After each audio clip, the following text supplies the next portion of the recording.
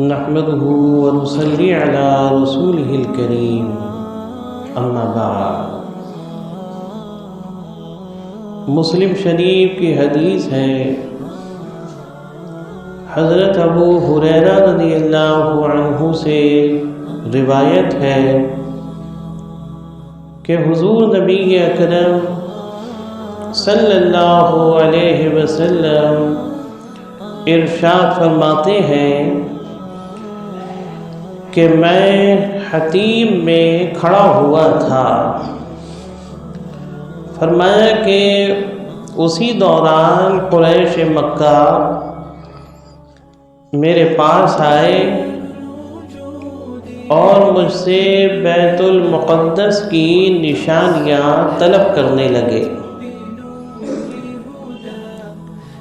حضور صلی اللہ علیہ وسلم فرماتے ہیں کہ میں اس وقت اتنا غمگین ہوا، اتنا پریشان ہوا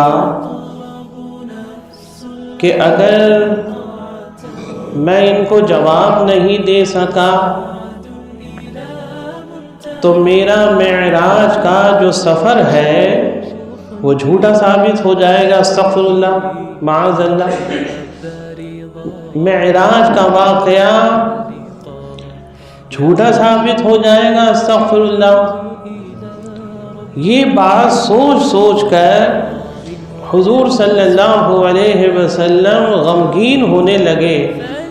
اچانک حضور فرماتے ہیں کہ میں دیکھتا ہوں کہ میرے سامنے بیت المقدس ہے۔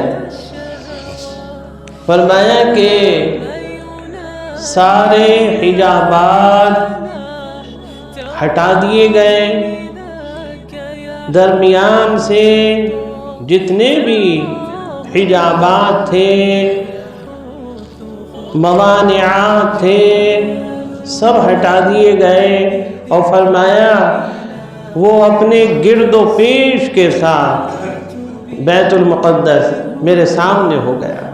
فرمایا اس کی ایک ایک چیز میرے سامنے تھی، اور قریش مکہ مجھ سے پوچھتے جاتے تھے اور میں انہیں دیکھ دیکھ کر ایک ایک سوال کا جواب دیتا جاتا تھا۔ ان کے کیا سوال تھے؟ وہ یہ سوال تھے کہ کتنے دروازے ہیں، کتنی سیڑھیاں ہیں،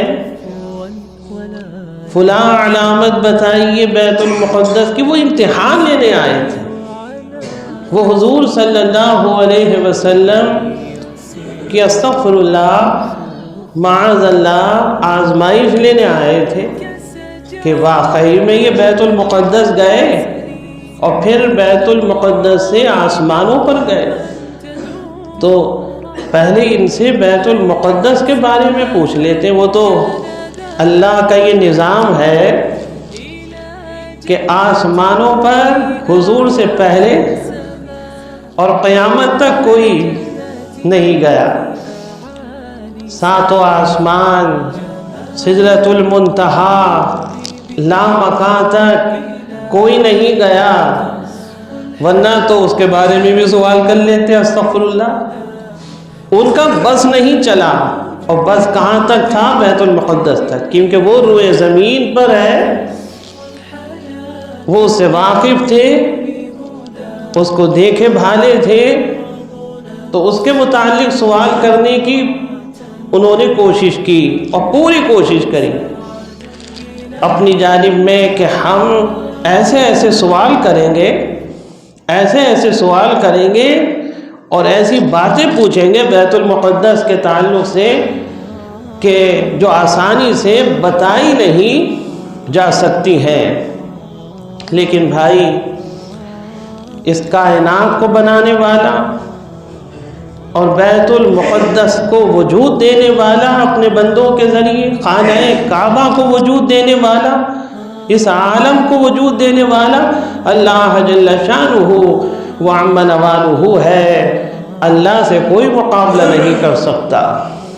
ان کا مقابلہ حضور سے نہیں، بلکہ حقیقت میں براہ راست وہ اللہ سے مقابلہ کر رہے تھے، کیونکہ حضور اپنا دین لائے تھے، حضور کوئی اپنی شریعت لے کر آئے تھے، حضور کوئی ایسا واقعہ بتا رہے تھے جو خود سے حضور صلی اللہ علیہ وسلم چلے گئے ہو۔ اللہ نے تو بلایا تھا، اللہ ہی نے تو آپ کو نبوت دی ہے، اللہ ہی نے تو آپ کو یہ معجزہ عطا فرمایا معراج کا، اور اللہ تعالیٰ ہی آپ کی مدد کرنے والا ہے، اور اللہ نے مدد کی۔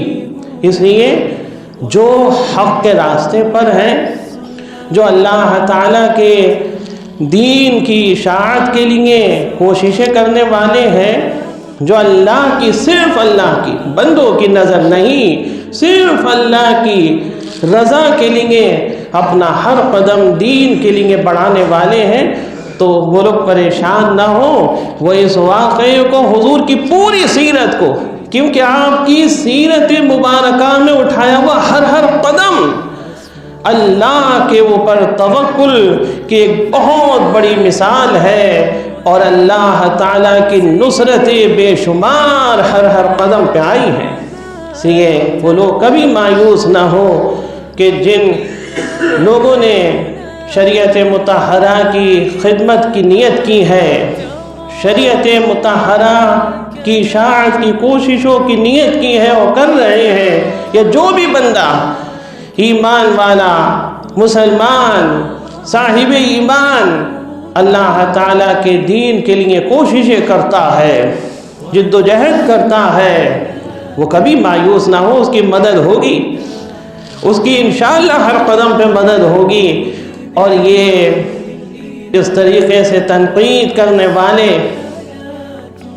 اس طرح سے تکلیفیں پہنچانے والے، پریشان کرنے والے لوگ ہمیشہ ناکام رہیں گے، اور رہے ہیں، اور قیامت تک ناکام ہی رہیں گے۔ حق بلند رہا ہے، بلند ہے، اور قیامت تک رہے گا بلند۔ حق کو کوئی نہیں پست کر سکتا، پست کرنے والے پست ہو جائیں گے، حق ہمیشہ بلند ہی رہے گا۔ حضور صلی اللہ علیہ وسلم فرماتے ہیں کہ پھر اس کے بعد میں نے انبیاء کو دیکھا، فرمایا کہ میں نے موسیٰ علیہ السلام کو دیکھا جو میاں قد کے تھے، اور قبیلہ شنوح سے گویا کہ تعلق رکھنے والا کوئی مرد ایسا ہوگا کہ جو ان سے مشابہت رکھتا تھا۔ فرمایا قبیلہ شنوح کا فرد ان سے زیادہ مشابہ ہوگا۔ پھر اس کے بعد فرمایا کہ میں نے عیسیٰ علیہ السلام کو دیکھا جو کھڑے ہوئے نماز پڑھ رہے تھے، فرمایا ان سے مشابہت رکھنے والا جو شخص ہے، فرمایا وہ عروہ بن مسعود ثقفی ہے، جو حضرت عیسیٰ علیہ السلام سے بہت مشابہت رکھتا ہے۔ جیسے بعض لوگ ہوتے ہیں جو اکثر کسی نہ کسی سے مشابہت رکھتے ہیں، ان کو دیکھ کر تصور اس شخص کی طرف جاتا ہے کہ بھائی ان کی مشابہت ان سے ہو رہی ہے۔ جیسے حضرت امام حسن اور امام حسین، یہ دونوں نواسے ملنے کے بعد ایک شبیہ مبارک تھے جناب احمد مجتبیٰ حضرت محمد مصطفیٰ صلی اللہ علیہ وسلم کی۔ اور حضرت عائشہ فرماتی ہیں جب فاطمہ آتی تھی، حضرت فاطمہ آتی تھی تو چلنے کا جو انداز تھا، وہ انداز ہو بہو وہی انداز تھا جو جناب احمد مجتبیٰ حضرت محمد مصطفیٰ صلی اللہ علیہ وسلم کا تھا۔ یہ چلنے میں ان کی مشابہت، تو مشابہت کے الگ الگ پیمانے ہیں، الگ الگ انداز ہیں۔ پھر اس کے بعد حضور صلی اللہ علیہ وسلم نے فرمایا میں نے ابراہیم علیہ السلام کو دیکھا، فرمایا جو ان سے مشابہت رکھتا ہے وہ تمہارا دوست ہے، یعنی اپنی طرف اشارہ فرمایا، فرمایا میں ابراہیم علیہ السلام سے بہت مشابہ ہوں۔ پھر اس کے بعد حضور صلی اللہ علیہ وسلم نے تمام انبیاء کی امامت فرمائی، اور اس کے بعد آپ کو یہ حکم ملا کہ یہ دوزخ کا داروغہ ہے، آپ اس کو سلام کیجئے، ازرا ہے تواضع اور انکساری۔ حضور فرماتے ہیں میں نے سلام کا ارادہ ہی کیا، مجھ سے پہلے اس نے مجھے سلام کر دیا۔ یہ حضور کا مرتبہ ہے۔ یہ حدیث مکمل ہو گئی، یہ مسلم شریف کی حدیث تھی، اور اس لیے آپ کے سامنے عرض کی کہ آج 25 تاریخ آنے والی 27 تاریخ معراج کی تاریخ ہے، تو آپ کا ذکر تو ہے ہی، صبح و شام ہے، ممبروں پہ ہے، مصلوں پر ہے، مسجدوں میں ہے، آپ کا ذکر اذانوں میں ہے، مدارس میں ہے، ہر لمحہ آپ کا ذکر ہے، لیکن جب یہ موقع آتا ہے تو کچھ ذکر اس انداز سے تازہ ہو جاتا ہے معراج کا۔ اللہ تعالیٰ حضور صلی اللہ علیہ وسلم کے صدقے میں اس امت کو جو کھوئی ہوئی پستی ہے اس سے نکال کر پھر سے اللہ تعالیٰ کھوئی ہوئی جو بلندی ہے وہ عطا فرما دے، اور اس پستی سے نکال کر اللہ وہ کھوئی ہوئی بلندی عطا فرما دے۔ آمین وآخر دعوانا الحمدللہ۔